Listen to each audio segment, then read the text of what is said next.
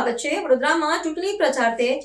ભાજપ પ્રદેશ અધ્યક્ષ જગદીશ વિશ્વકર્માની આગેવાનીમાં ભવ્ય રોડ શો યોજાયો।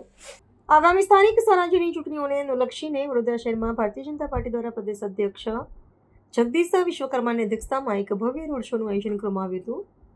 વડોદરાના વિવિધ માર્ગો પરથી પસાર થયેલા શક્તિ પ્રદર્શનમાં કાર્યકર્તાઓ અને સમર્થકોનો ભારે ઉત્સાહ જોવા મળ્યો હતો, જે પ્રદેશ અધ્યક્ષે લોકોનું અભિવાદન ઝીલીને ચૂંટણી પ્રચારને વધુ વેગવંતો બનાવ્યો હતો।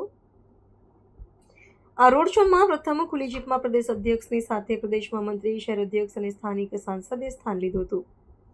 તેમાં મુખ્ય આકર્ષણનું કેન્દ્ર ભાજપાના તમામ ઉમેદવારો રહ્યા હતા, જેઓ માથે સાફા બાંધીને સમગ્ર રૂટ પર પગપાળા ચાલતા જોવા મળ્યા હતા।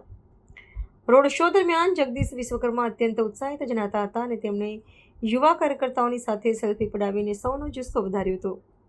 આ ઉપરાંત આ કાફલાની પાછળ યુવાનોની વિશાળ બાઇક રેલી પણ જોડાઈ હતી, જેણે માહોલને વધુ આકર્ષક બનાવ્યો હતો।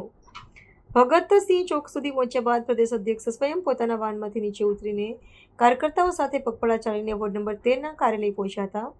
સમગ્ર માર્ગ પર વિવિધ સામાજિક અને વ્યાપારી સંગઠનો દ્વારા નેતાઓનું ઉષ્માભર્યું સ્વાગત કરવામાં આવ્યું હતું। આ વિશાળ જનમેદની અને રાજકીય કાર્યક્રમને ધ્યાનમાં રાખીને પોલીસ પ્રશાસન દ્વારા સમગ્ર રૂટ પર ચુસ્ત સુરક્ષા બંદોબસ્ત ગોઠવવામાં આવ્યો હતો, જેથી કાર્યક્રમ શાંતિપૂર્ણ રીતે સંપન્ન થઈ શકે।